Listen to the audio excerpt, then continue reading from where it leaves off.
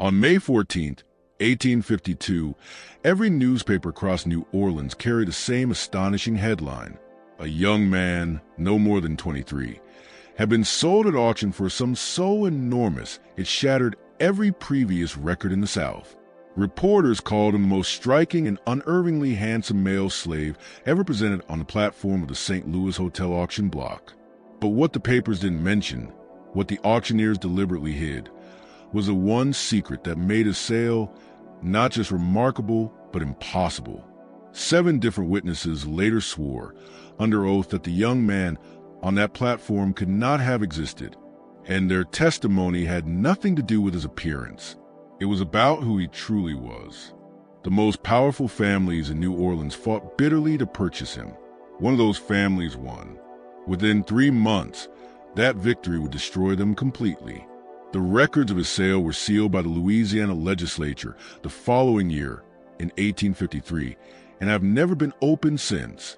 And until now, no one has asked a question that should have been obvious from the start. Why would anyone pay a fortune for a man who, by law, was already free? Before we continue with the story of the St. Louis Hotel and the young man who should never have stood on that block, I want to ask you something. If you're watching from Louisiana, Mississippi, or anywhere along the Gulf Coast, leave a comment and tell me where you're from. Because what took place in New Orleans in 1852 might have echoed down into your own family's past. And if you want more stories like this, stories someone tried very hard to bury, go ahead and hit that subscribe button. The answer to that question begins far from the city, at a place most people have never heard of, a plantation erased from modern maps. It was called Rivière d'Oaken Plantation, set 43 miles upriver from New Orleans, a sprawling sugar empire owned by the DeVoux family since 1791. By 1852, it was among the most profitable plantation complexes in all of Louisiana, producing more than 800 hogsheads of sugar every year and relying, if that word can even be applied, on the labor of 217 enslaved people.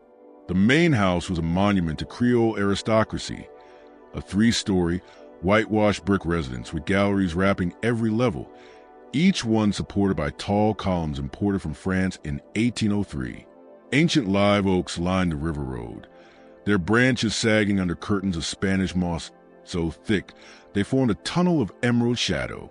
Visitors found the approach either enchanting or suffocating, depending entirely on their temperament. The DeVoux family were old-world Creoles, French-speaking Catholics who traced their bloodline back to Normandy and saw themselves as distinct from and superior to the American planters who poured into Louisiana after the purchase. They spoke French at home, attended Latin Mass, and married only within a tight circle of families listed in the earliest French colonial parish records. To be Creole was to belong to a world older than American Louisiana, a world with its own rules, its own hierarchy, its own understanding of race and status that never quite matched the strict American binary. Monsieur Anatole DeVoux, the plantation's master in 1852, was 56 years old, a widower for 8 years. He was known as a man of impeccable taste and precise judgment. His leather-bound ledgers were immaculate, every figure written in steady, disciplined script, every calculation checked twice. He attended Mass every Sunday at St. Augustine's in New Orleans, always sitting in the same pew his father purchased in 1802. He joined the proper clubs, invested in the proper banks, and married each of his 3 daughters into families of the proper standing. His reputation was spotless, a man who honored contracts, paid debts, and treated his slaves, as he liked to say, with appropriate Christian regard. His younger brother, however, was a different story entirely. Christophe DeVoux had always been a charming one, the handsome sibling, the effortless conversationalist, the man who could enter any parlor and escape any obligation. While Anatole devoted himself to sugar, bookkeeping, and estate management, Christophe studied poetry, music, and the refined art of spending money he didn't possess. When their father died in 1821, he left the entire plantation to Anatole, granting Christophe only a modest allowance on the strict condition that he never involve himself in the family business. Christophe, then 24, accepted the allowance without complaint, and left for Paris within 6 months. For 6 years, he sent cheerful letters describing Parisian life. The theaters, the salons, the cafes where artists and philosophers debated until dawn. Anatole paid his debts and forwarded money when requested, considering the arrangement a small price for peace. Then in 1827, Christophe did something no one expected. He married. The letter announcing the marriage arrived in October, tucked alongside a small daguerreotype that must have cost him nearly a week's rent. The woman in the image was young, perhaps 20, with delicate features and dark, contemplative eyes that seemed to look directly through the camera. Her dress was simple but stylish, and her hair was arranged in the newest Parisian fashion. The caption, scrawled in Christophe's flowing hand, read, "Celeste Moreau-Duroux, my wife, your new sister-in-law. You would adore her, frère." What Christophe didn't write, but what the daguerreotype made instantly clear to anyone who studied it carefully, was that Celeste bore unmistakable traces of African ancestry. Only a little. Under certain lighting, she might have passed for Mediterranean. But there was enough in the tone of her skin, the soft wave of her hair beneath the elaborate styling, the shape of her features, details that would cause no comment in Paris, yet spell disaster in Louisiana. Anatole's response was curt and final. Christophe was no longer welcome at Rivière-d'Aucun. His allowance would continue, but only under 2 conditions. He must never return to Louisiana, and he must never again contact the family. The marriage was not recognized. Any children born of that union would never be acknowledged. As far as the DeVoux family was concerned, Christophe died in Paris in 1827. Christophe's reply took 4 months to arrive, and it was just as brief. "I understand. I regret the disappointment. My son was born last month. His name is Jean Baptiste. He will never know he once had an uncle in Louisiana."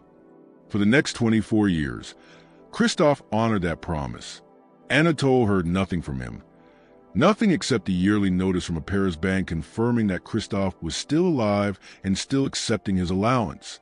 Anatole married, raised 3 daughters, became one of the most prosperous planters in Louisiana, and buried his wife after fever took her in 1844. He never spoke of having a brother to anyone outside the immediate household. And then, in March of 1852, everything shifted. The letter arrived on a Tuesday, forwarded from a hotel in New York City. The handwriting was Christophe's, recognizably his, but weakened. The letters trembled, some drifting off mid-stroke. The message was short but devastating. Consumption, diagnosed 6 months earlier, had entered its final stage.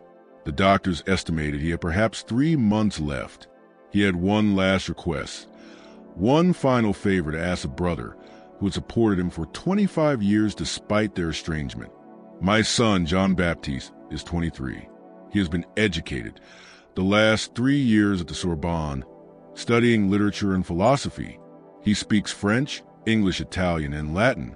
He reads Greek. He plays piano. He has never done manual labor, and, I suspect, would be quite hopeless at it. His mother died of cholera in 1848, and he has been supporting himself through tutoring since my health declined. But he is alone now, Anatole. When I am gone, he will have nothing. No family in Paris, no connections, no funds. I have spent everything, including his inheritance, on physicians who can do nothing but ease my discomfort while I die. I am asking you to take him in, not as family, I know that is impossible, but as something, a secretary perhaps. You have always needed someone capable of handling correspondence in several languages. He is gifted with numbers and has beautiful script. He would be useful to you, and he is my son. He is the only good thing I have ever done. Please, frère, I am begging you." Anatole read the letter 3 times while standing in the study, the afternoon sunlight slanting to the French windows. His first instinct was refusal. The young man was indeed his brother's child, but also the child of a woman of mixed ancestry. In Paris, that might hold no weight. In Louisiana, it meant everything. To acknowledge Jean Baptiste in any capacity risked questions, gossip, and dangerous speculation. But Anatole was a practical man, and as he stood there holding his dying brother's plea, a thought began to form in his mind, an idea that, in hindsight, should have horrified him. The fact that it didn't say more about the man he had become than anything else. He sat down and wrote a reply. He would accept Jean Baptiste at Rivière-du-Ocan. The young man should board the next available ship to New Orleans, then take a steamboat upriver to the plantation. Anatole would meet him there and determine suitable arrangements. He signed the letter, sealed it, and sent it express to New York. Then he sat alone in his study for a long while, thinking about opportunity, advantage, and the peculiar ways fate sometimes delivered both. Jean Baptiste arrived at Rivière-du-Ocan on April 3rd, 1852, a Thursday afternoon unseasonably hot even by Louisiana standards. The steamboat from New Orleans docked at the plantation's private landing shortly after 4. Anatole was waiting, accompanied by his overseer, a man named Gaines, and 3 of his most trusted house servants. What stepped off that boat made every person present fall utterly silent. Jean Baptiste DeVoux was, without question, the most astonishingly beautiful young man any of them had ever laid eyes on. He was tall, over 6 feet, with a slender, almost aristocratic frame that spoke of regular meals and a life untouched by physical labor. His hair was black and softly wavy, worn slightly longer than what was fashionable in America, but typical of Paris. His eyes were an unusual shade of green gold, almost amber in the right light, framed by lashes any woman would envy. His features were flawlessly symmetrical, high cheekbones, a straight, elegant nose, a mouth that looked sculpted. His skin was pale, not the blotchy paleness common among Anglo-Americans, but the smooth, even whiteness of fine porcelain, with a faint warmth that suggested perhaps Mediterranean blood, not African. He could have passed as white in any American city. In truth, he looked more European than Anatole himself, more refined, more polished, as though carefully crafted rather than merely born. There was no denying he was Christophe's child. The resemblance to Anatole's brother at that same age was startling. The same graceful bone structure, the same fluid, effortless movements, the same natural magnetism that made people stare. A sharp, unexpected pang of grief struck Anatole as he looked at him. It was like seeing his brother's ghost standing in the Louisiana heat. Jean Baptiste descended the gangplank carrying a single leather trunk, clearly once expensive, though now worn. It looked like something bought 10 years earlier, back when money had been less scarce. He wore a dark wool travel suit, well tailored but mended with care. A discreet patch at one elbow, mismatched buttons, cuffs that had already been turned once. His boots were polished, but resoling marks showed. Everything about him spoke of genteel poverty, the kind that tries desperately to maintain dignity, while quietly going hungry. When he reached the bottom of the gangplank, he set down his trunk and met Anatole's eyes directly. For a moment, neither man moved. They studied each other, Anatole seeing shades as brother returned to him, Jean Baptiste seeing the uncle who had driven his father out of Louisiana 2 decades ago. Then the young man extended his hand. "Monsieur DeVoux," he said in flawless French, his voice low, calm, cultured. "I am Jean Baptiste. Thank you for receiving me. I know this must be difficult for you. It is difficult for me as well." His tone was polite but never servile, respectful without fear. He spoke like an equal, or like someone raised to believe equality was his birthright, regardless of circumstance. Anatole did not take his hand. Instead, he regarded the young man for a long moment, his face unreadable. He studied his clothes, his bearing, his expression, and he searched carefully for any trace of his mother's ancestry, any hint that Louisiana law would classify him as a man of color. But there was nothing obvious. Jean Baptiste appeared white, more than white. He appeared aristocratic, like something lifted from a French portrait. That made him valuable. That also made him dangerous. "Follow me," Anatole said at last in French. He turned and began, walking toward the main house without checking whether Jean Baptiste followed. Gaines, the overseer, stepped forward, lifted the young man's trunk without comment, and carried it behind them. The three house servants, 2 women and 1 man, all light-skinned Creoles who worked inside the main residence, stood back and watched silently as Jean Baptiste walked after Anatole. One of the women, Marie Claire, would later tell others that the young man moved like someone heading toward an execution.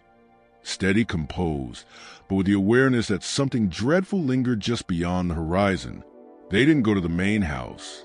Instead, Anatole led him to a small cabin behind it, one of several outbuildings reserved for household servants who were not trusted enough to sleep inside the mansion, yet far too valuable to be housed among the field laborers. The cabin was plain but sufficient. A single room furnished with bed, a wooden table, a chair, a wash basin, and a small fireplace. The April heat made the fireplace unnecessary, but come winter it would matter, if Jean Baptiste was still there by then. "This will be your quarters," Anatole said in French. "I will send someone with food and water. Tomorrow morning, we will discuss your duties. You are not to leave this cabin tonight. You are not to speak to anyone. Do you understand?" Jean Baptiste surveyed the small room, then met his uncle's eyes. "I understand," he said quietly. "May I ask a question?" "No," Anatole replied. Tomorrow, he left at once, Gaines following him, and the young man was alone with his trunk, his thoughts, in the thick Louisiana heat. Later that evening, Marie Claire brought his supper, rice, beans, a piece of chicken, and bread. She tapped gently on the door, and when he opened it, she handed him the tray without looking at him. "Thank you," he said in French. Surprised, she glanced up. "You speak my language?" she whispered. Jean Baptiste nodded. "My father's brother." She lowered her voice even further. "Does he know about your mother?" Jean Baptiste gave a faint smile, but there was no trace of humor in it. "Yes, he knows." Marie Claire studied him for a long second, her expression unreadable. Then she murmured, barely audible, "Be careful. Monsieur DeVoux is not a cruel man, but he is a practical one. And practical men sometimes do terrible things because the numbers make sense." Before he could reply, she turned and walked back toward the main house. Jean Baptiste watched her disappear into the deepening twilight and felt, for the first time since arriving in Louisiana, the slow stirring of fear. Not fear of violence, not yet, but something more dangerous. The fear of becoming a problem to be solved, a complication to be removed, a thing instead of a person. He ate because hunger left him little choice. He had barely eaten during the journey from New York. Then he opened his trunk and laid out his belongings on a small table. A few neatly folded changes of clothing, several books, including a worn copy of Montaigne's essays and a French Bible, a packet of his father's letters tied with string, and most importantly, a leather portfolio containing his documents, his Parisian birth certificate, listing his parents as Christophe DeVoux and Celeste Moreau, his baptismal record from Église Saint-Sulpice, his completion certificate from the Lycée Armand Ferrand, letters of recommendation from 2 professors at the Sorbonne, all of them in French, all official, all proof, undeniable proof, that he was what he said he was, a free man born free educated, with no legal connection whatsoever to slavery. He arranged the papers carefully on the table, staring at them for a long time. Then, guided by an instinct he didn't fully understand, he took out a blank sheet and began writing a meticulous inventory of everything in the portfolio. Dates, issuing authorities, exact wording, seals, notations. He wrote in tiny, precise French until the inventory filled 2 full pages. Then he folded the pages and tucked them into the spine of the Montaigne volume, invisible to anyone who didn't know to search for them. He had no logical reason to need such a record, and yet he remembered something his father once told him. "In this world, Jean Baptiste, the only thing standing between you and ruin is the right piece of paper. Guard your papers as you would your soul, for in many ways they are your soul." He fell asleep still dressed, lying atop the thin blanket, listening to the unfamiliar music of a Louisiana night, cicadas, tree frogs, the distant singing from the quarters, and beneath it all the low, endless murmur of the Mississippi River, unseen but always present, like a whispered conversation just out of reach. The next morning at 8 o'clock, Anatole summoned him to the study. The room was impressive. Towering bookshelves filled mostly with ledgers rather than literature, a massive cypress desk, tall windows overlooking the sugar fields, and portraits of DeVoux ancestors staring down from the walls. Jean Baptiste stood before the desk, while Anatole sat behind it, the arrangement leaving no doubt about the hierarchy between them. "You have your papers?" Anatole asked in French. "Yes, monsieur. I will need to examine them. For your protection. You understand? There are many fraudulent documents circulating in Louisiana. I want to be certain yours are genuine." Jean Baptiste hesitated. Every instinct screamed that this was wrong, that handing over his documents was handing over his freedom. But he had no other option. No money, no family in America, his father dying or already dead in New York, and he himself alone in a place where he might pass for white, but his ancestry most certainly would not. He retrieved the portfolio from his cabin and brought it back. Anatole spent 20 minutes examining each document, occasionally jotting notes in a small leather notebook. When he finished, he placed the papers in his desk drawer and locked it. "These appear authentic," he said. "I will keep them here for safekeeping. Now let us discuss your situation." He spoke slowly, carefully, as though explaining something to a child. "You are my brother's son, and I promise him that I will provide for you. However, you must understand the difficulties your presence creates. Your mother was of mixed ancestry. Under Louisiana law, that makes you a man of color as well, regardless of your appearance or place of birth. If I were to acknowledge you as my nephew, as family, it would create social complications I cannot afford. My daughters are married into prominent households. My standing in this community rests upon reputation and the careful maintenance of relationships. I cannot place all of that at risk." Jean Baptiste said nothing, but his hands, clasped behind his back, tightened until his knuckles blanched white. "However," Anatole continued, "I am not without compassion. I am willing to offer you shelter, food, and suitable employment here at Rivière-d'Oaken. You will serve as my personal secretary. You will manage my correspondence, especially matters requiring translation or dealings with French merchants. You will maintain certain records. You will reside in the cabin where you slept last night. In return, you will not speak of your father, of Paris, or of your documentation. To everyone else, you are simply Jean Baptiste, a light-skinned slave acquired through a private purchase. Do you understand?" The word slave hung in the air like smoke, refusing to dissipate.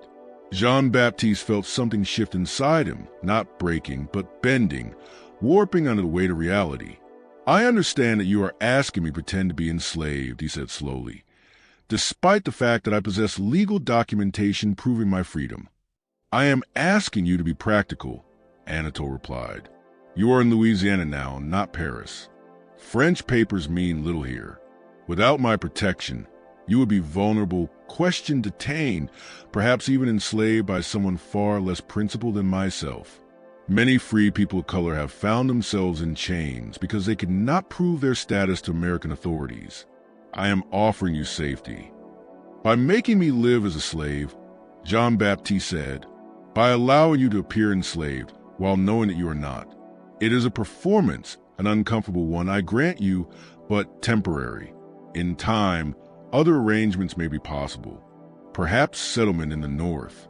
Perhaps passage back to France, once my daughters are established and the social complications ease. But for now, this is what I can offer." Jean Baptiste studied his uncle for a long, silent moment. He understood, perhaps more clearly than Anatole realized, what was happening. This was not protection. This was erasure. This was transforming an inconvenient relative into a convenient resource, turning a problem into profit, ensuring that he disappeared.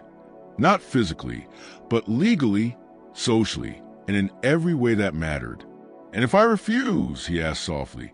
"Then I cannot help you," Anatole said, equally soft but absolutely final. "I will return your papers, and I will give you enough money to reach New Orleans. After that, you are on your own in a state where your appearance will prompt questions you cannot answer. You speak little English. You have no money, no acquaintances, no family here. Where will you go? What will you do?" He was right, and they both knew it. Jean Baptiste could refuse. He could walk away, attempt to make his way north, try to hide, try to survive, but the odds were almost non-existent. In his brief time in Louisiana, he had already seen how eagerly suspicion clung to anyone who looked ambiguous, anyone who did not fit the rigid categories in force here. Free papers from Paris might protect him in theory, but in practice they could just as easily get him arrested, interrogated, and lost in a system that swallowed people whole. "I understand," he said at last. The words tasted like ashes. "When do I begin?" "Today," Anatole replied. He pulled out a ledger and opened it to a blank page. "But first, we must establish your status officially." He began writing, speaking the words as he inscribed them. "Acquired April 3rd, 1852. One male, age 23. Name, Jean Baptiste, no surname. Light-skinned, literate, suitable for domestic service. Private sale, no bill of sale available. Estimated value, $2,000. He glanced up at the young man. "There. Now you exist in my records, and your presence here is accounted for. Your papers are secure in my desk. Your father's allowance will continue to be deposited into the Paris account until his death, when it will cease. You will work as my secretary. In return, you will have food, housing, and safety. This is, I believe, the best arrangement either of us could hope for." Jean Baptiste felt something inside him shift again, something fundamental cracking, or perhaps burning away. He had always known, intellectually, that his uncle possessed the power to do this, but knowing and witnessing were entirely different. Standing there, watching Anatole convert him from a person into property with a few strokes of his pen, Jean Baptiste realized he had stepped into a different world, one where the papers locked in that drawer meant nothing compared to the document Anatole had just created. "May I ask one question, monsieur?" Jean Baptiste said, keeping his tone neutral. "Of course.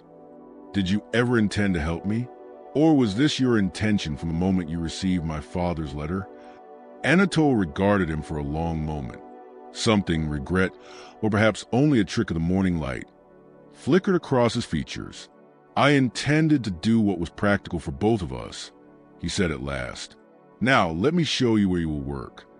For 5 weeks, the arrangement functioned exactly as Anatole had imagined.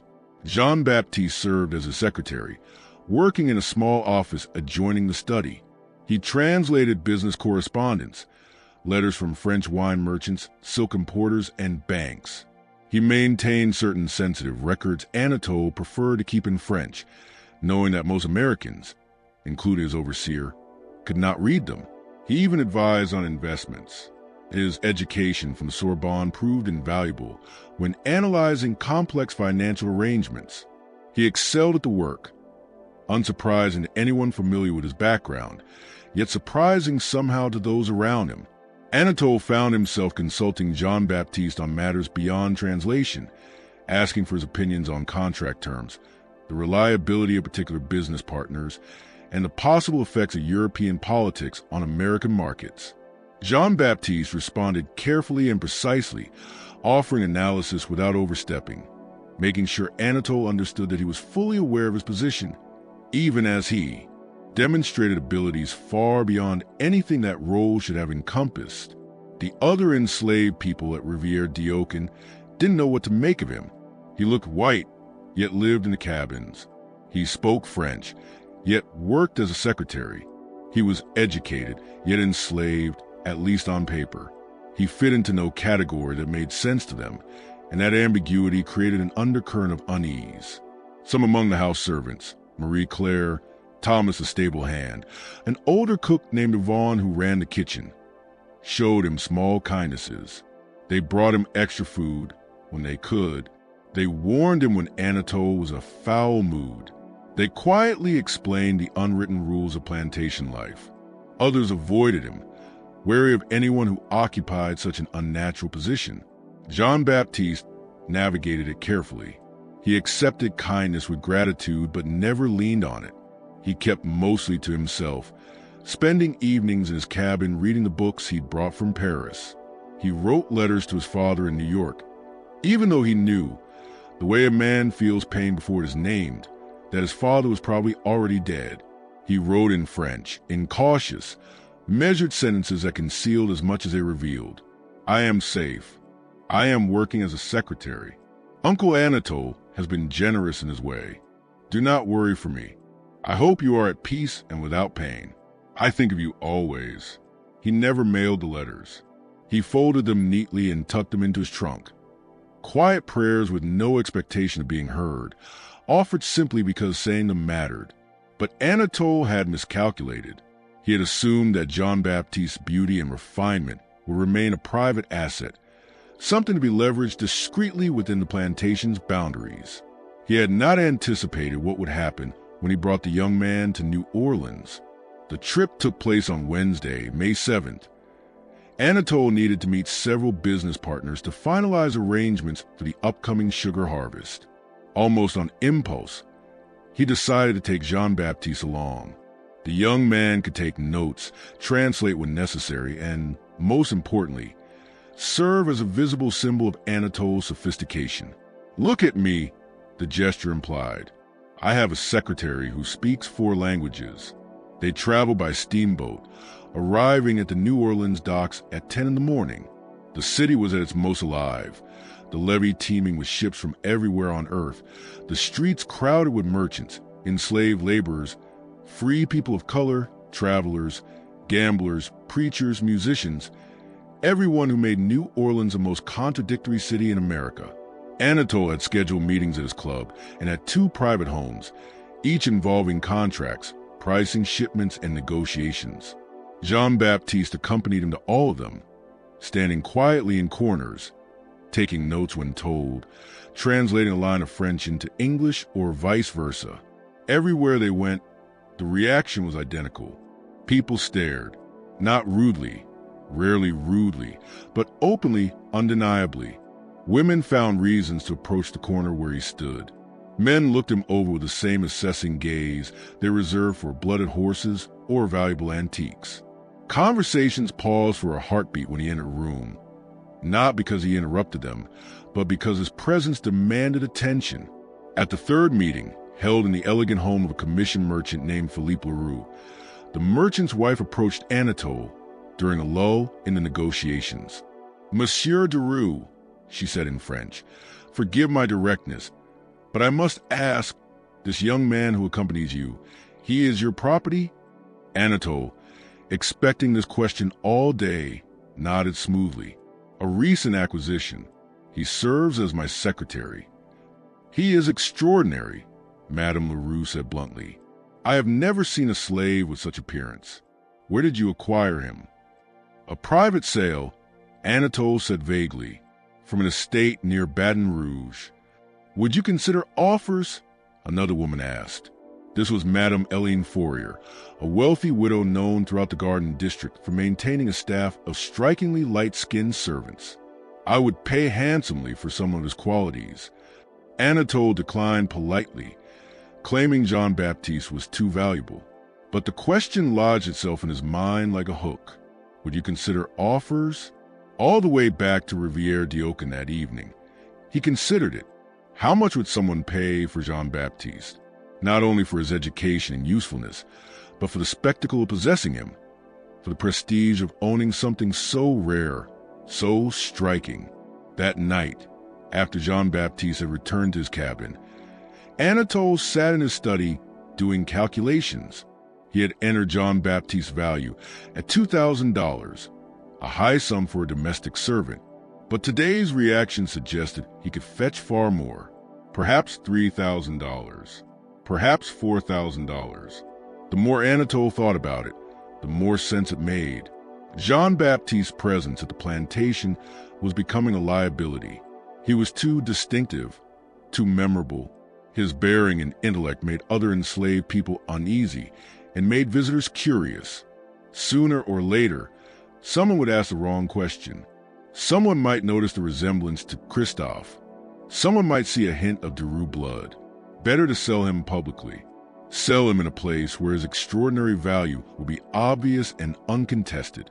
Sell him in a venue where the documentation of the sale would override everything else, including whatever papers were locked in Anatole's desk. Sell him into a wealthy household where he would vanish permanently into another family's possession. The St. Louis Hotel hosted slave auctions every day except Sunday. They were famous, professional, polished, attended by the city's elite. Selling Jean Baptiste, they would be not only profitable, but prestigious. A sale that would circulate through the right social circles, elevating Anatole's reputation. On May 8th, Anatole began making arrangements. Jean Baptiste learned of the sale on Sunday, May 10th. He was in his cabin, reading Montaigne when Anatole arrived with Gaines and one of the male house servants. The presence of three men told Jean Baptiste immediately that something had shifted. "I have decided to sell you," Anatole said without any introduction, speaking in French. "There will be an auction at the St. Louis Hotel on May 14th. You will be presented there." Jean Baptiste rose slowly to his feet, the book slipping from his hands. "You gave me your word this was temporary, that you would eventually help me leave Louisiana. And I will," Anatole replied smoothly, "by selling you to a respectable family in New Orleans. You will be far more comfortable there than here. You'll work indoors in the city with access to culture and society. In many ways, it is an improvement." "I am not a slave to be sold," Jean Baptiste said, his voice trembling. "I am your brother's son. I have papers proving that I am free." "You have papers that I am safeguarding," Anatole corrected calmly. "And you forget that your situation is more complicated than a simple matter of documentation. Your mother's status affects your own. Louisiana law is very explicit about this." "My mother was free," Jean Baptiste said sharply. "She married my father legally in Paris. I was born free. The documents prove this." "Your mother was a woman of color," Anatole said flatly. "Whatever her legal status in France, in Louisiana, that makes you a man of color as well. And without documents proving her free status, documents which you do not possess, your own freedom is legally questionable. I am, in fact, protecting you by maintaining the fiction that you belong to me. Otherwise, anyone could challenge your status and claim you as their property. At least this way, you will belong to someone respectable." It was twisted logic, but it had the force of Louisiana law behind it. And Jean Baptiste understood grimly that his uncle was correct on one point. His French papers, without corresponding American documents, were vulnerable, and if a dispute arose, Anatole's testimony as a respected white planter would outweigh anything Jean Baptiste could say as an ambiguous person of color. "Please," Jean Baptiste whispered, the word barely audible. "Please don't do this. My father trusted you. He asked you to protect me. And I am," Anatole said. "You will either cooperate with these arrangements, or I will have you restrained and transported by force. The choice is yours." Jean Baptiste looked at the three men standing in his cabin and understood instantly that resistance was hopeless. He was alone against an entire operation. If he fought, he would lose.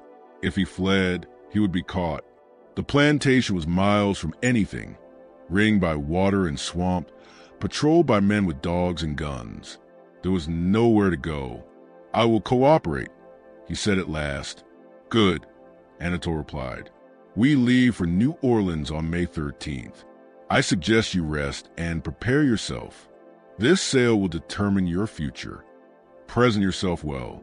They left the cabin and locked the door from the outside.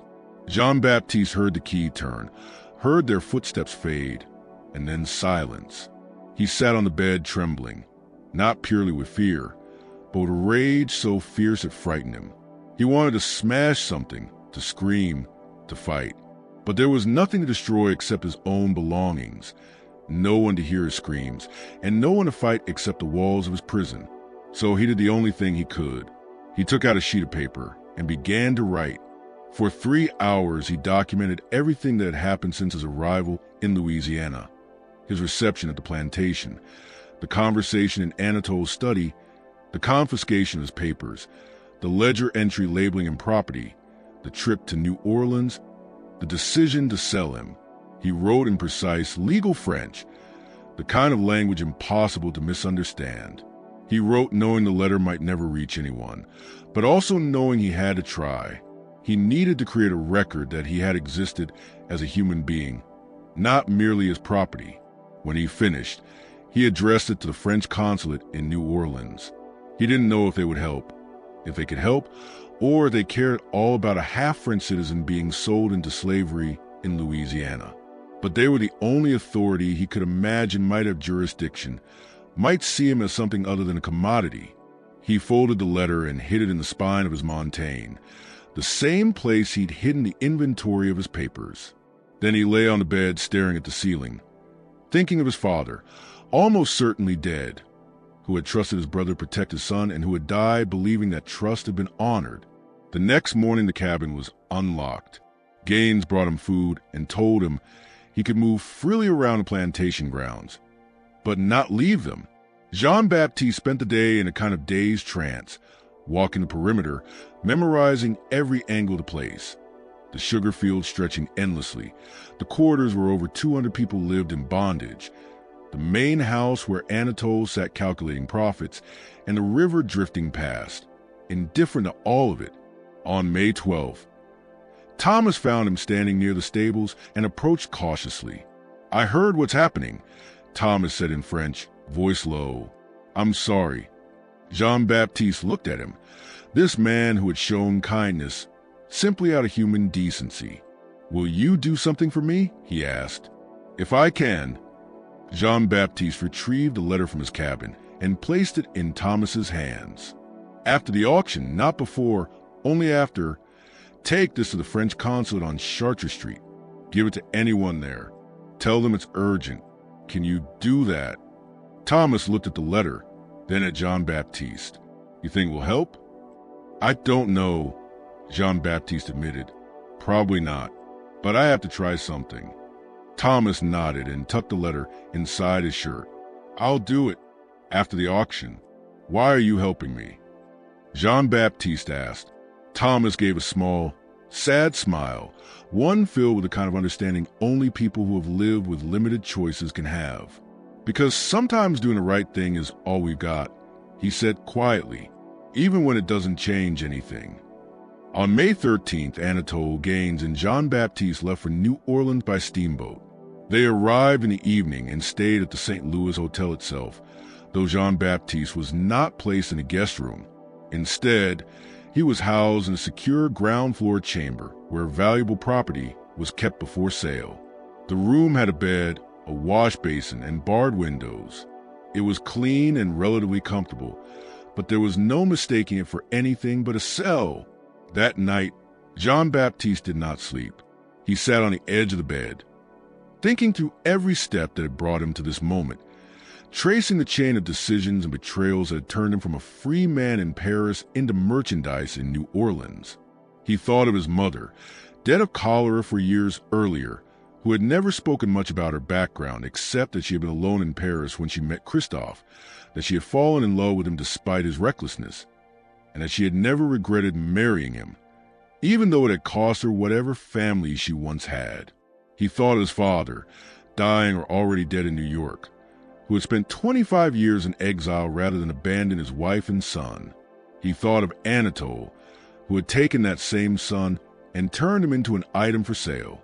And in that long, sleepless night, he made a decision, one that would either save him or destroy him. But that felt like the only choice left to him.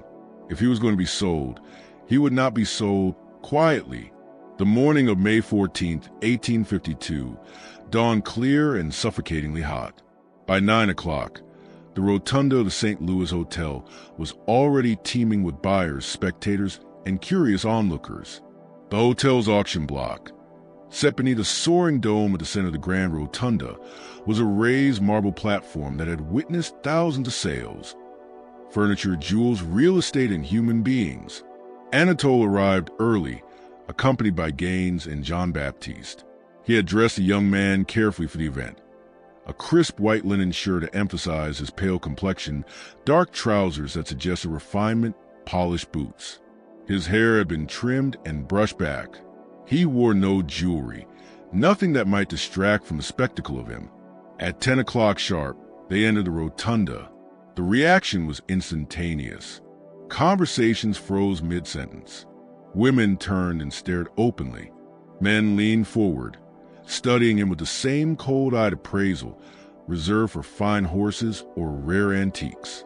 Even the auctioneer, a seasoned professional named Perrault, paused mid-sentence when he saw Jean Baptiste, his practiced composure momentarily slipping.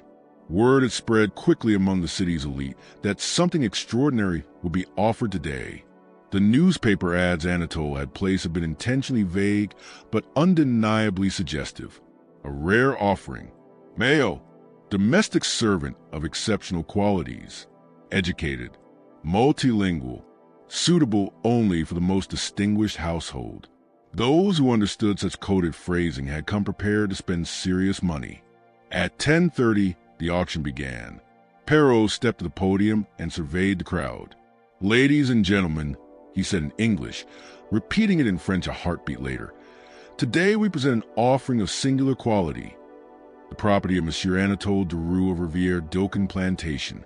This young man represents the finest example of domestic service currently available in our market." Gaines led Jean Baptiste to the platform. He walked steadily, his expression composed, revealing nothing of the turmoil raging inside him. Once he reached the center of the marble dais, he stood perfectly still, hands at his sides, eyes fixed on some distant point only he could see. The effect was unnerving. Bathed in the light streaming to the rotunda dome, Jean Baptiste seemed almost unreal, his pale skin glowing, his amber gold eyes catching the sun, his features so precisely symmetrical they bordered on uncanny. He was beautiful in a way that unsettled people because it defied the categories through which they understood the world. He looked white, yet stood on the auction block. He looked wealthy, yet wore the simple clothing of a slave. He looked educated, refined, cultivated, yet was being sold like livestock. Perrault began the formal description. Age 23. Fluent in French, English, Italian, and Latin.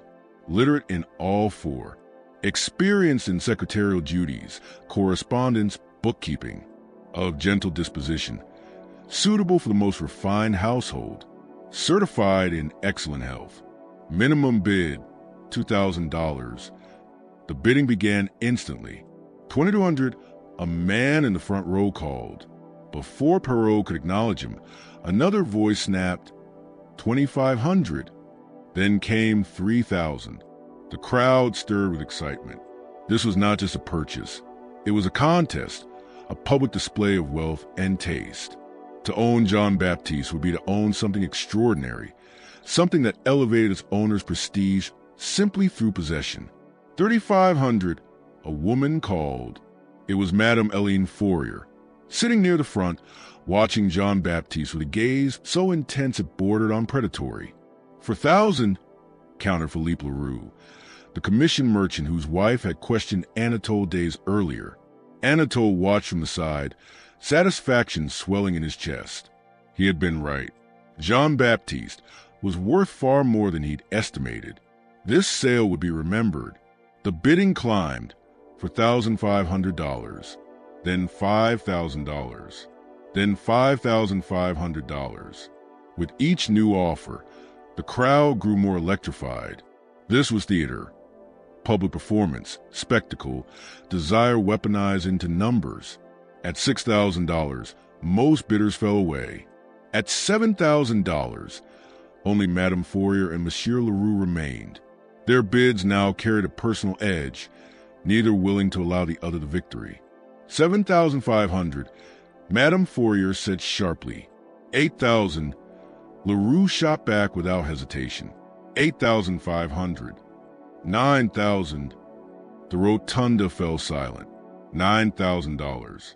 An unprecedented sum for a single domestic servant. The bidding had crossed from business into something far more emotional, more irrational. Jean Baptiste remained perfectly still through it all, his expression composed, unreadable. But inside him, something was gathering force.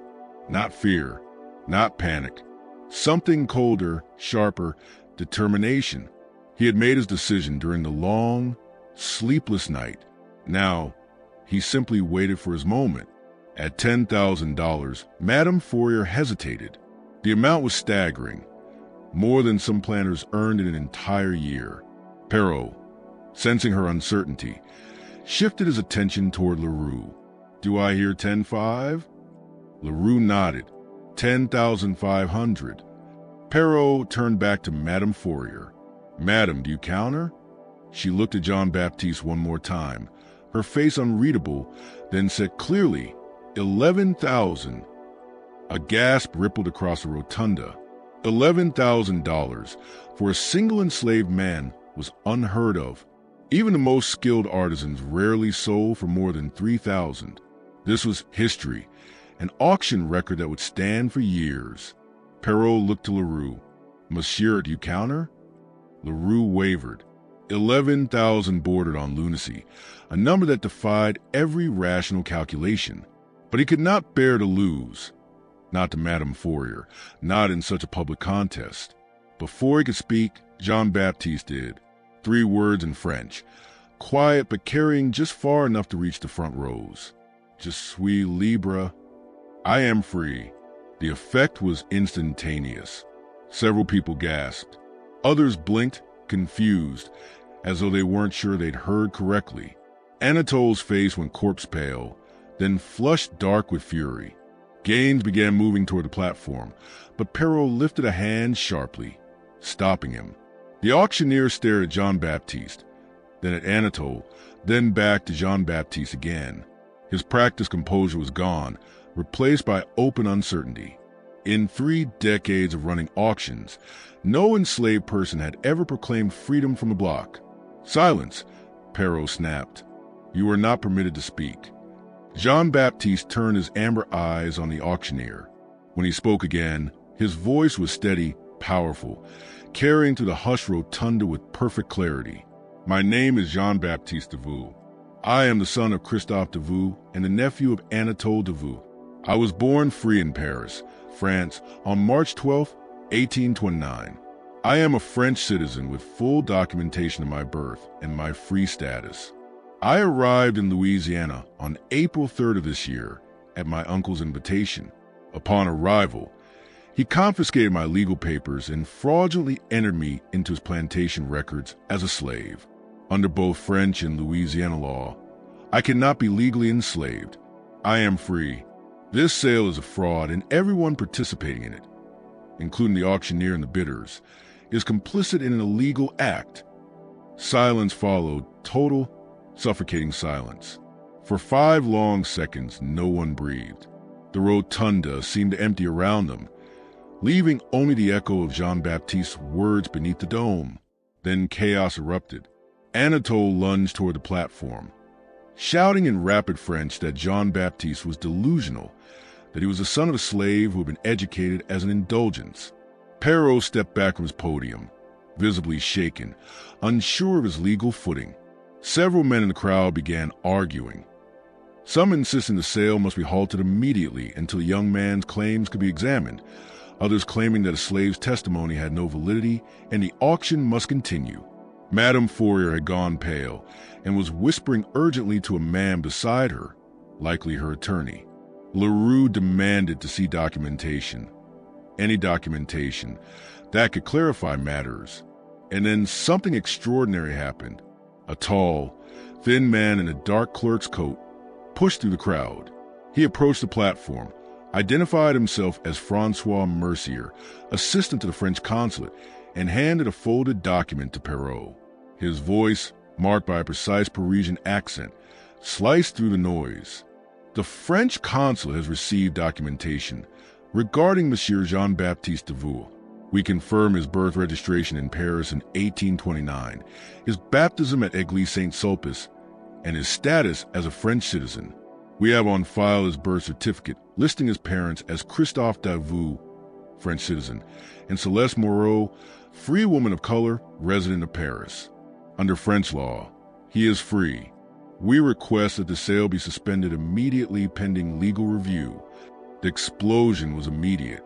Perrault stared at the document, then at Anatole, then at Jean Baptiste, calculations flickering behind his eyes. If Jean Baptiste was truly free and the sale continued, he could personally face serious legal consequences. But if Jean Baptiste was not free and the sale was halted, Anatole and the bidders would have grounds for complaint. Anatole, recovering from the shock, produced a folder from his coat, the documents he had confiscated. "These are forgeries," he shouted, voice shaking with fury. "I have proof this boy is the son of one of my slaves, a woman named Celeste, who died on my plantation in 1848. He has been fed lies about his parentage and come to believe them. I intended to sell him to a good family in New Orleans, where he might be corrected. This interruption is an attempt to defraud the auction." Jean Baptiste felt a cold dread sweep through him. Anatole had prepared for this. He had expected Jean Baptiste might speak, and had crafted a counter-story in advance. The existence of a slave named Celeste at Rivière-d'Aucun, conveniently dead, gave implausible deniability. Who could prove that Jean Baptiste's mother, Celeste Moreau, and Anatole's enslaved Celeste were not the same woman? Who could establish the truth with certainty? But Mercier from the consulate was not finished. He withdrew another paper. "We also possess a letter," he said clearly, written by Monsieur Jean Baptiste and delivered to our office this morning. It details the circumstances of his arrival in Louisiana, the confiscation of his papers, and his fraudulent enslavement. The letter demonstrated familiarity with French law, literature, and society entirely consistent with the education he claimed. Copies had already been forwarded to the Louisiana Attorney General and the federal authorities. The matter was now under official investigation.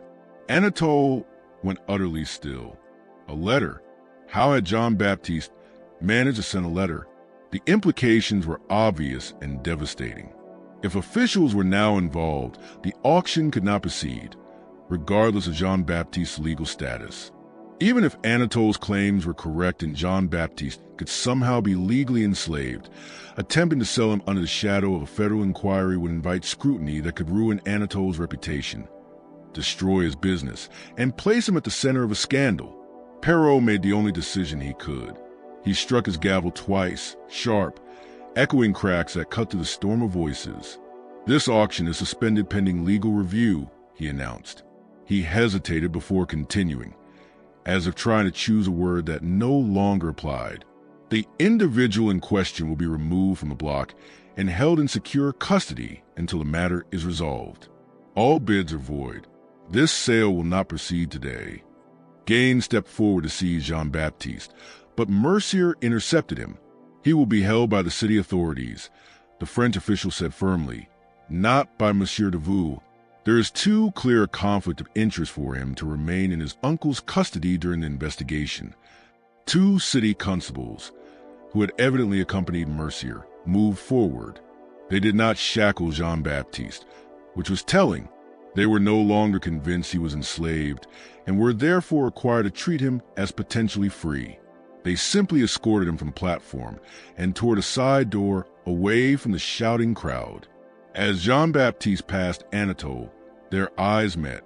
His uncle's expression was a tangled mixture of rage, betrayal, and something like grudging admiration. Jean Baptiste said nothing. He had already said everything that mattered beneath the dome of the St. Louis Hotel. He was taken to a secure room in the Cabildo, the building that housed city offices and holding cells. The room was neither a true jail cell nor a proper guest room, something between the two, reflecting his newly ambiguous status. There was a bed, a chair, a small table, a barred window. He was locked in but not chained, guarded but not treated as a criminal. For 3 days he waited while lawyers and officials examined documents, interviewed witnesses, and attempted to unravel the legal maze he and Anatole had created. During those days, several things happened. Christophe DeVoux was confirmed dead, having passed away in New York on May 2nd, 12 days before the auction. He had lived just long enough to receive Anatole's letter promising to care for Jean Baptiste. Whether he believed it or had no choice but to believe, Jean Baptiste would never know. The French consul confirmed that all of Jean Baptiste's documents were authentic: his Paris birth record, listing him as a freeborn child, his baptismal registration, the certificates of his education, the corroborating signatures, all of it genuine. Anatole, meanwhile, produced 3 witnesses who swore they had known a slave named Celeste at Rivière-d'Aucun, that she had died in 1848, and that she had told him her son was named Jean Baptiste.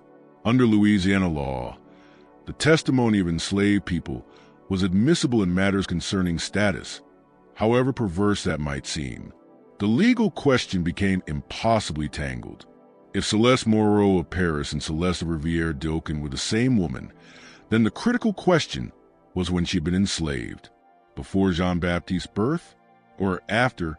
If before, then under the principle of partus sequitur ventrem. Status follows a mother. Jean Baptiste was enslaved at birth, regardless of where he was born. If after, or if the 2 Celestes were not the same person, then Jean Baptiste was free. No one could prove anything with certainty. On May 17th, a judge named Thibault, known for careful rulings and a measured sympathy toward free people of color, issued his decision. It was a masterpiece of legal ambiguity, resolving almost nothing while preventing immediate injustice. The court declared that Jean Baptiste's status could not be determined conclusively with the evidence available. The French documents strongly indicated he had been born free. The Louisiana testimony suggested he might be the son of an enslaved woman. Without testimony from Celeste herself or further documentation proving her status at the time of his birth, no definitive conclusion could be reached. Therefore, the attempted sale was void. Anatole could not sell Jean Baptiste unless he could prove beyond reasonable doubt that the young man had been born enslaved. The burden of proof rested entirely on Anatole.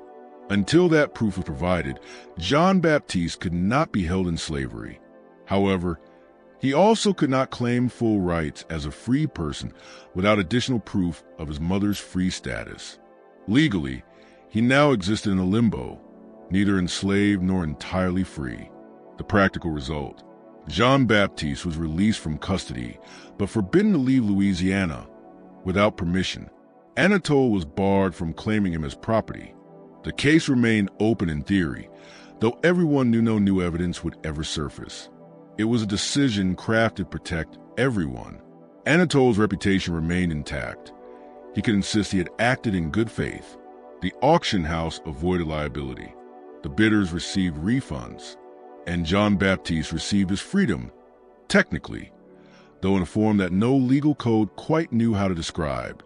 When he walked out of Cabildo on the afternoon of May 17th, he carried only what he had brought: the clothes on his back and his small leather trunk, which Anatole had returned without comment. Inside were his French papers, Judge Thibault's ruling, and a letter from a French consul recognizing him as a French citizen and promising whatever aid they could provide. He had nowhere to go. He knew no one in New Orleans. The $8 Anatole had given him, payment for the weeks of secretarial work, handed over through a lawyer without comment, felt insultingly small in his pocket. He stood on the street outside the Cabildo, looking at the intricate, chaotic city around him, at this place where he was neither fully one thing nor the other, and felt a strange surge of emotion that was equal parts terror and exhilaration. He was free, not entirely, not securely, but enough. He was alive. He had survived. What happened next belongs partly to history and partly to legend, the point where documentation fades and stories take over. Some accounts say Jean Baptiste vanished the very same day, walking out of New Orleans and never appearing again in Louisiana. Others claim he remained in the city for several weeks, working under an assumed name as a French tutor until he'd saved enough to leave. A Cincinnati newspaper in August 1853 published a small advertisement seeking a French tutor named J.B. DeVoux, which may or may not have been him. A letter arrived at the French consulate in 1854, signed only J.B., thanking them for their intervention and saying he was, well, free and beginning anew. Thomas, the stable hand who delivered Jean Baptiste's letter to the consulate, later told other enslaved workers at Riviere d'Oaken that he saw him 3 days after the auction, walking north along the river road at dawn, dressed in rough work clothes and carrying a small bundle. Thomas said he called out, and Jean Baptiste turned, smiled, pressed a finger to his lips, and kept walking. Whether that happened or was simply a story Thomas told, because the people on the plantation needed to believe the young man had truly escaped, no one can say. But what is documented is this: Anatole DeVoux never recovered from the scandal. His business continued, and the plantation remained profitable, but his standing among the city's elite was permanently damaged. Several families quietly severed their connections with him. The story of the auction spread, whispered in salons, hinted at in private letters. People said Anatole DeVoux had tried to sell his own nephew, that he had stolen a free man's papers and enslaved him, that he had stood by while the young man was placed on the auction block in front of the whole city. Whether Jean Baptiste had been legally free or not mattered less than the moral truth. Anatole had violated some unspoken code about family, honor, decency, the invisible line even slaveholders were expected to maintain. In 1859, Anatole received a package with no return address. Inside was a French edition of the Count of Monte Cristo. On the title page, written in elegant script, were the words, Frères du Mal, Nous souffrons de la même blessure. We are brothers, we who suffer from the same wound. It was a line from a novel and a message. Anatole recognized the handwriting as Jean Baptiste. He burned the book that same day, but not before his daughter Marguerite saw it and noted the inscription in her diary. That diary survived. The reference was unmistakable. The Count of Monte Cristo tells the story of a man betrayed, imprisoned unjustly, who escapes and methodically destroys those responsible.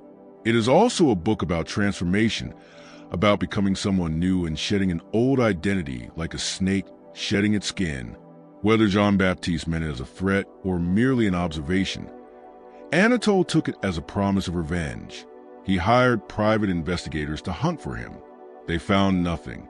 He increased security on the plantation. He began sleeping with a loaded pistol in his bedside table, and he began to deteriorate, physically, mentally, spiritually, far faster than age alone could explain. He died in 1862 during the Union occupation of New Orleans of what his doctor diagnosed as nervous exhaustion and melancholia. He was 66. In his final weeks, the servants attending him said he often spoke aloud in French to people who weren't there. He argued with someone he called the boy, telling him over and over, I gave you shelter. I did what was necessary. Why can't you understand? No one knew who he was speaking to. Christophe's death had been simpler and in its way more peaceful. He died in New York 3 days before Jean Baptiste's dramatic declaration in the rotunda, never knowing whether his son had survived. But one of the nuns who cared for him said that near the end, he seemed strangely calm. He told her shortly before dying, My son is free. That is all that matters. Whether he meant Jean Baptiste specifically or was drifting in delirium, no one could say. But it is comforting to imagine that somehow, across the distance, through whatever bond exists between parent and child, he felt his son escape. The St. Louis Hotel continued to hold slave auctions for nearly another decade, but the auction of May 14, 1852 was never mentioned in its official histories or logs again.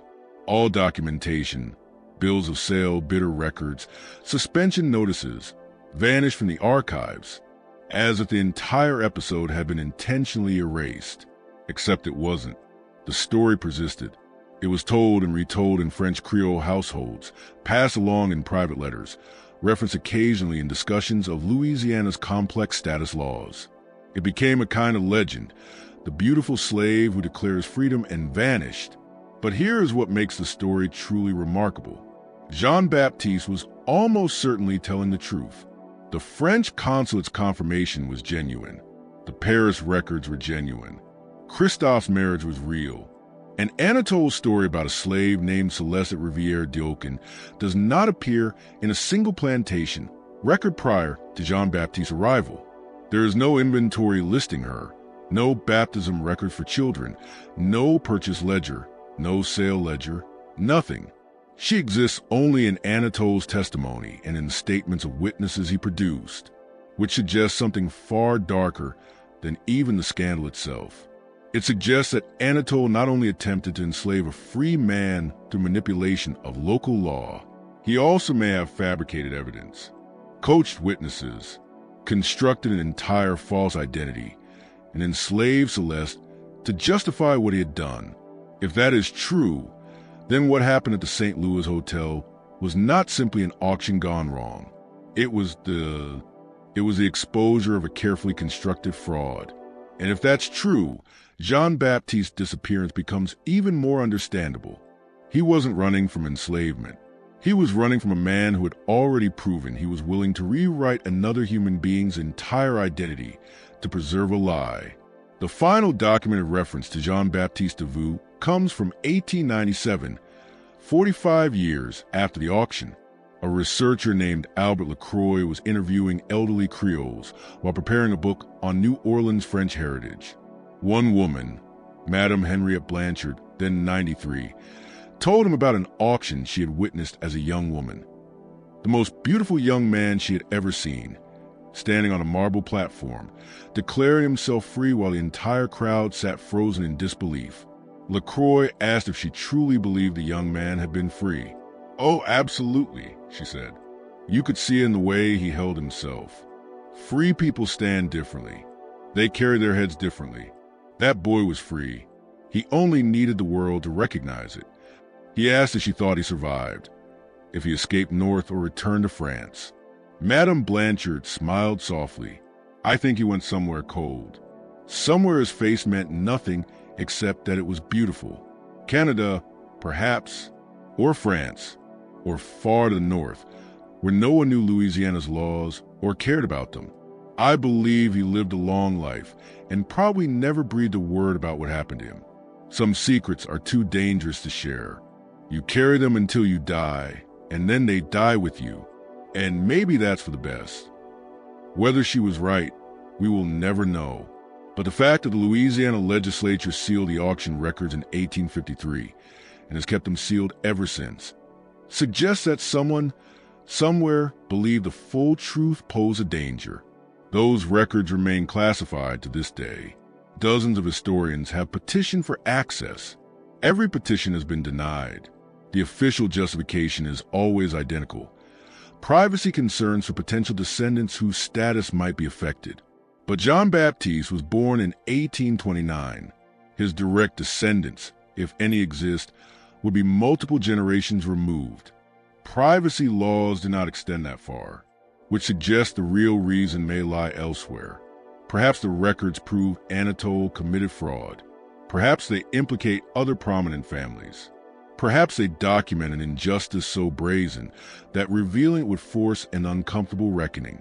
Or perhaps those sealed files contain evidence of where Jean Baptiste went, what name he used, where he settled. Maybe somewhere in those pages is the answer to the question people have asked for more than a century. Did he escape? Did he survive? Did he build a new life under a new name? Everything we do know points toward yes. The letter to the consulate in 1854. The book sent to Anatole in 1859. The complete absence of any record of recapture. The utter silence where there should have been noise if Anatole's investigators had found him. All of it suggests escape, reinvention, survival. Maybe Madame Blanchard was right. Maybe he went somewhere cold, Montreal, Paris, Boston, or another distant place, and simply began again. Maybe he taught French, or kept books for a merchant, or worked as a translator. Anything that let him use his education while avoiding the wrong kind of attention. Maybe he married, had children, grew old, and died without ever revealing the truth about those 3 months in 1852 when he was neither enslaved nor free. when strangers debated his humanity as if it were a debatable point.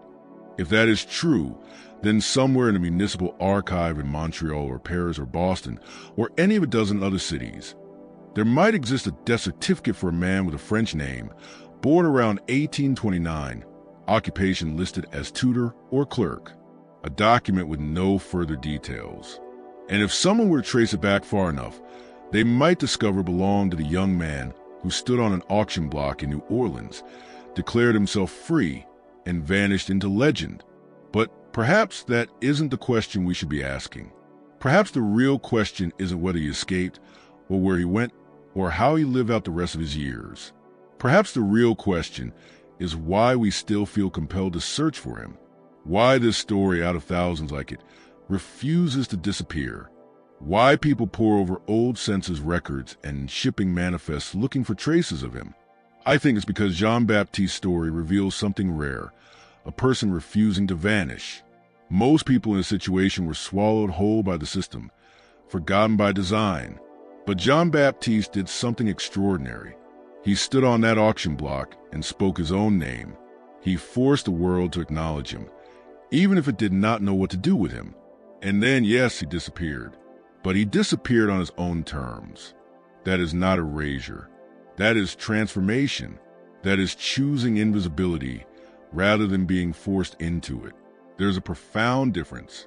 This mystery reveals something essential about identity, freedom, and a fragile thread that holds both together. In a world where your humanity could be put on trial based on the color of your skin, the circumstances of your birth, and the cruelty or mercy of your relatives, Jean Baptiste DeVoux should never have been on that auction block. Whether he was born in Paris or Louisiana, free or enslaved, the fact that his status could be debated at all tells us everything we need to know about the system that placed him there. But it also shows us something powerful about resistance, the defiance of refusing to let others define you, the bravery of speaking your own name when everyone else wishes to rename you, reshape you, reduce you property. Jean Baptiste stood on that marble platform and said, "I am free," knowing those words could destroy him. And whether or not they changed his immediate fate, they changed the story. They transformed him from a passive victim into an active participant in his own destiny. And maybe that is why we are still telling his story 170 years later. Because in the end, Jean Baptiste won. Not in court, not in law, but in the only way that truly matters. He refused to be forgotten. He made erasure difficult. He left traces, letters, a book, scattered records, whispered memories, enough for us to follow the faint thread of his existence through time. So what do you think? Do you believe Jean Baptiste was truly free? Do you think he escaped?